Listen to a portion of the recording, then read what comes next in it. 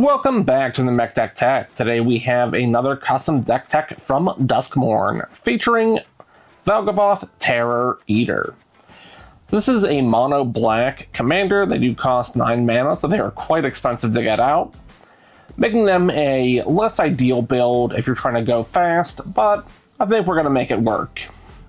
So, what is Valgavoth doing? Well, they're a 9/9 flying lifelinker, so despite the fact that they're very expensive to get out, once they're on the field, they definitely provide us a lot of value. They have Ward, sacrifice a non-land permanent, so they're a little hard to interact with for our opponents. If any card we don't own would be put into the graveyard while they're on the field, it instead gets exiled. And during our turn, we could play those cards exiled by Valgavoth. We do so by spending life instead of mana, which we're okay with because we're gaining, ideally, at least 9 life, per round from attacking. More if we're being attacked into and just using him as a chump blocker. Either way, it's all good. So what is our big plan for Valgavoth? Well, we want to make sure we're getting as many things into this exile as possible, and we're doing that one of 2 ways, right? We're doing it through forced discards, and we're doing it through forced sacrifice. Now, the icing on the cake is there are plenty of ways of doing that, and plenty of other cards that are going to reward us for taking these kind of actions. Let's start off with that forced sack outlet, as well as any forced discards. Liliana is running rampant in this deck. We actually have 3 different Liliana planeswalkers in the deck, each of which is going to help us in, their own unique way. Starting off, we have Liliana Vess. 5 cost, mono black, 5 loyalty planeswalker. +1, force a specific player to discard a card. -2, go ahead and tutor something to the top of our own deck. And -8, bring back all creatures in the grave back to our field. Because of our Valgavoth exiling everything that our opponents have go to the grave, we care about that a little less, but still pretty nice and handy. Liliana Waker of the Dead. So a 4 cost, 4 loyalty planeswalker, +1. Each player discards a card. Each opponent who can't is going to lose 3 life, right? So either give us something that our Valgavoth is going to be able to let us cast for life, or you're going to lose 3 life. -3, target creature gets -X until end of turn, where X is the number of cards in our graveyard. So we are kind of like churning and burning on our end as well. We are doing some things that are going to force us to discard. So our graveyard should be pretty full. Nice little spot removal. And for -7, that ultimate, right, we're going to get an emblem. Emblems can't really be interacted with. So at the beginning of combat on our turn, we get to cheat a creature back from our grave. It's going to gain haste, so we can attack with it immediately. Last, but certainly not least, is Professor Onyx. So 6 cost, 5 loyalty by default. They do have Magecraft to deal 2 damage to each opponent and gain us 2 life every time we cast or copy an instant or sorcery. +1, we're going to lose a life. Look at the top 3, choose 1 to go into hand, the rest are going to go to the grave. We're okay with this. We do have some Reanimator packages in here, and we also just have some things that care about what's in our grave anyway. -3, each opponent has to sacrifice their largest creature, and -8, should we manage to get up to there, each opponent has to discard a card. If they can't, they're going to lose 3 life, and we're going to repeat this process 6 more times. So, discard 7. For each card you can't discard, lose 3. Possibly losing someone 21 life if they don't have any cards in hand when it goes off. Moving down into our creatures, we have the Accursed Marauder, a 2/1 for 2. When they enter, each player has to sacrifice a non-token creature, which is pretty nice, right? We're avoiding anyone just sacking off little weenies if they happen to get through incidental effects. Right, they're sacrificing an honest-to-God card, which is going to feed our Valgavoth. Accursed Deepest Betrayal. So this is a 5 cost, 4/4 flying lifelinker. Whenever they attack, each opponent has to discard a card. For each opponent who can't, we're going to draw a card. Right, keeping our hand full while emptying our opponent's. Win-win. Whenever an opponent discards a land card, we're going to create a 1/1 flying bat.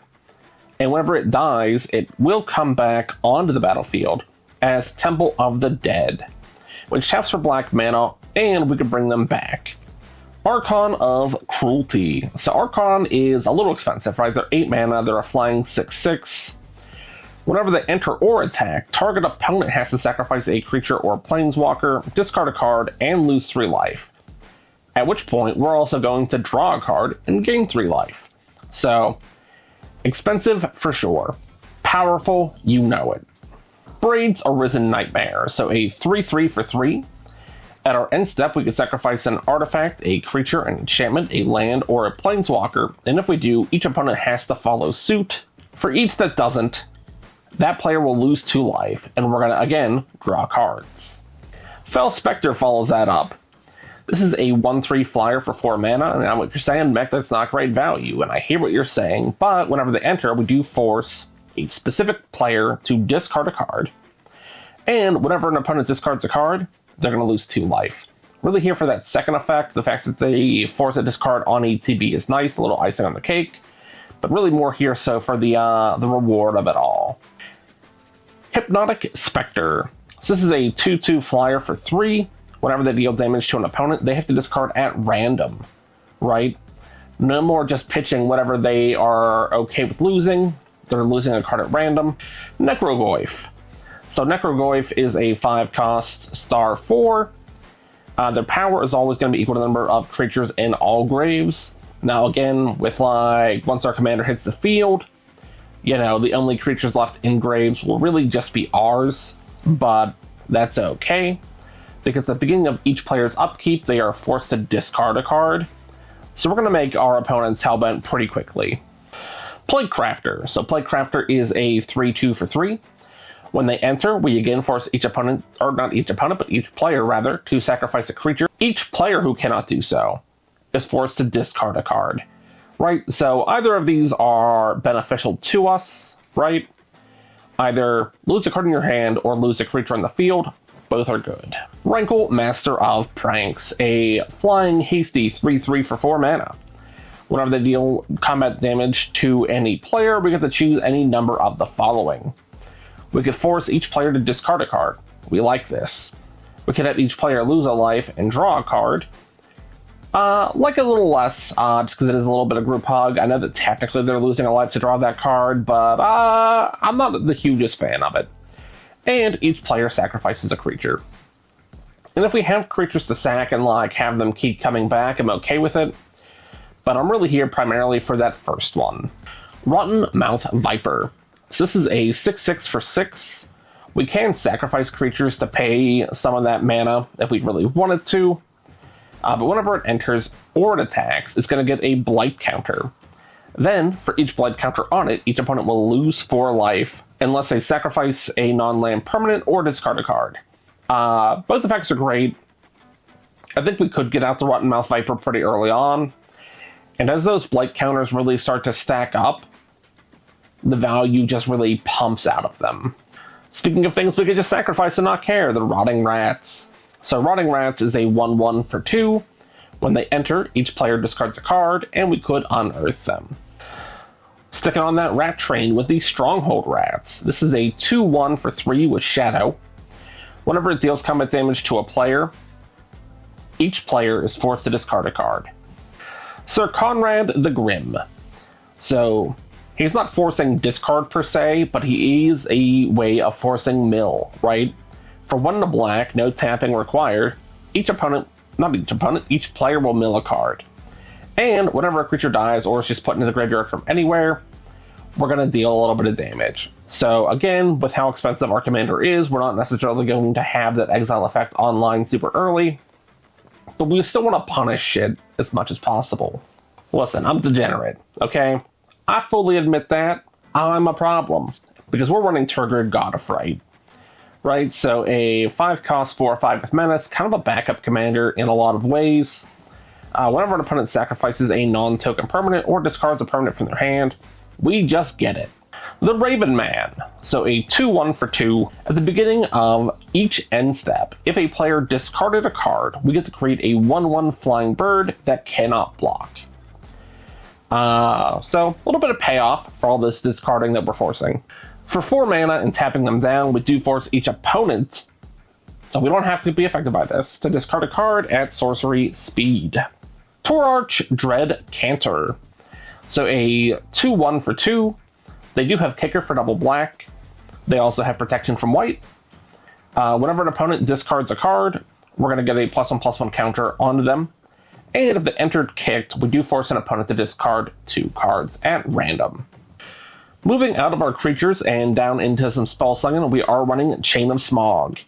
So 2 mana, target player discards 2 cards. That player could copy Chain of Smog if they want to, and choose new targets, and so on and so on and so on. So, you know, especially for any of the copy effects, right, for our Professor Onyx from earlier, that's pretty strong. If they send it back at us, we're okay with it. If they send it at another opponent, even better. You know, so I think Chain of Smog is pretty strong here. Cruel Claw's Heist. So 2 black mana, we could gift the card, but target opponent is going to reveal their hand. We get to choose a non-land from it, exile that card. If we promise to gift, we could cast that card for as long as it remains exiled. And I realize that, like, this is kind of not entirely what we're going for. It's not being discarded, right? It's being exiled. And we have to gift a card out to somebody if we want to be able to cast that spell. But it's also a nice way of just, like, sort of peeking behind the curtain, taking a look at what's in your opponent's hand. So I'm okay with it. Speaking of peeking at what's in your opponent's hand, duress, right? Target opponent is going to reveal their hand. We're going to choose a non-land card for them to discard, and that's it. But for 1 mana, you kind of can't beat that value. Rankle's Prank, right? Going back to Rankle. So we get to choose 1 or more for 4 mana. So each player will discard 2, each player will lose 4, or each player will have to sack 2 creatures. We could do, you know, any one of them. We could do a combination of all 3 of them. However we want to play it, you know, world's our oyster. Rush of Dread. So this is a spree card from Thunder Junction. Base cost is 1 and 2 black. For an additional 1, we could have a target opponent sacrifice half the creatures they control rounded up. For an additional 2, we could have target opponent discard half their hand rounded up. And for an additional 2, we could have a target opponent lose half of their life rounded up. Of course, we're also running a Thoughtseize in this deck, so we're going to have an opponent reveal their hand, choose it on land. They're going to discard it. We're going to lose 2 life. Vicious Rumors. Single black mana. Each opponent will take 1 damage, discard a card, mill a card, and we're going to gain 1 life. Flare of Malice. So we could sacrifice a non-token black creature to cast this, otherwise we're paying 4 for it. I think either way it's pretty strong, because each opponent is forced to sacrifice a creature or planeswalker with the greatest mana value among permanents they control. Liliana's Triumph. So 2 mana. Each opponent will sacrifice a creature. If we happen to control a Liliana planeswalker while we cast it, they're also forced to discard a card. You know, we do have 3 Lilianas that we went over in the deck already, so it is possible that, like, we'll get the bonus, but even if we don't, I think it's pretty strong. Shieldred's Edict. So 1 and a black, we either force them to sacrifice a token, a non-token, or a planeswalker. All pretty good for us. Soul Shatter is 3 mana, each opponent has to sacrifice again a creature or planeswalker with the highest converted mana cost among the permanents of, you know, those types that they control. Vona's Hunger. So 2 and a black, has Ascend. So we have the City's Blessing at the time of casting, huzzah. But each opponent will have to sacrifice a creature regardless. If we have the City's Blessing, they're each sacrificing half rounded up. We're also running a Mind Crank in the deck, right? May as well. Force that mill. Moving down into our enchantments, the last section of this category, we're running Bandit's Talent. So 2 mana. Whenever it enters, each opponent has to discard 2 cards unless they are willing to discard a non-land card. We could also level it up for a single black pip. Beginning of each opponent's upkeep, if they have 1 or fewer cards in hand, they're going to take a little bit of damage. And we can level it up even further for 3 and another black pip. Beginning of our draw step, we get to draw extra cards for each opponent who has 1 or fewer cards left in hand. Court of Ambition. So Court of Ambition is a 4-cost enchantment that gives us the monarchy. Beginning of our upkeep, each opponent will lose 3 life unless they discard a card. If we're the monarch, they have to lose 6 life unless they can discard 2. Oppression. So 3 mana, whenever a player casts a spell, they are forced to discard a card. So again, we're really forcing these discards. They're going to be hellbent in no time. Cruelty of Gix. So Cruelty of Gix is an enchantment saga for 5 mana, 3 stages. Target opponent is going to reveal their hand. We're going to choose a creature or planeswalker and force them to discard that card.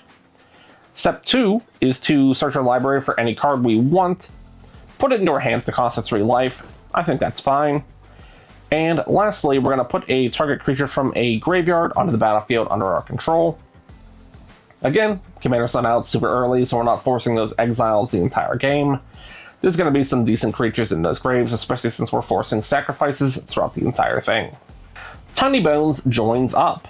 This is actually great. Single black mana. Whenever it enters the battlefield, any number of target players each discard a card. So if we don't want to discard, we don't have to, but we could force all of our opponents to do so. Whenever a legendary creature enters the battlefield under our control, any number of target players each mill 1 and lose 1.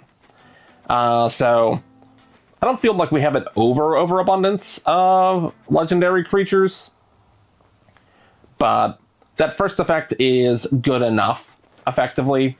And obviously, once we play our commander, we do have a couple other legendary creatures. We are going to force a little bit of extra mill.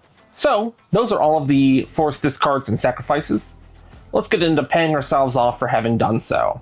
Starting off, we have Wast Knot.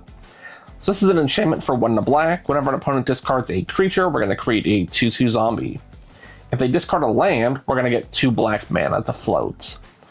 Whenever they discard a non-creature, non-land, we just get to draw a card. So a lot of value here. We're forcing these discards all the time, and really just getting to reap the benefits of it. Shrieking Affliction.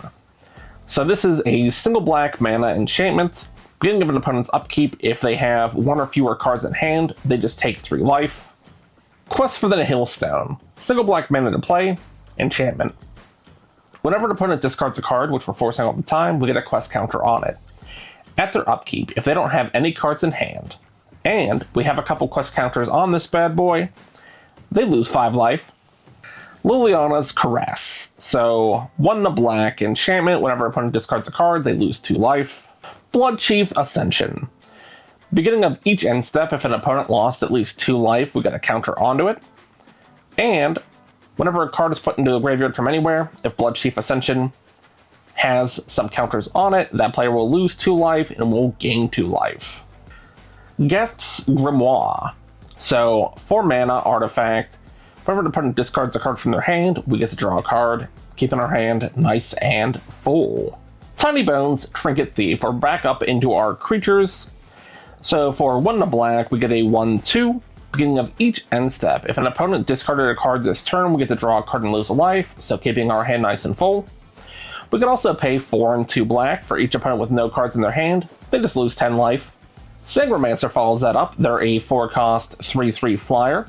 Whenever an opponent has a creature die, we're going to gain 3 life. Whenever an opponent discards a card, we're going to gain 3 life. So it's more life gain for us. We're definitely going to get some hard targeting. This isn't necessarily a mill deck, but it's like mill adjacent in terms of the strat, right?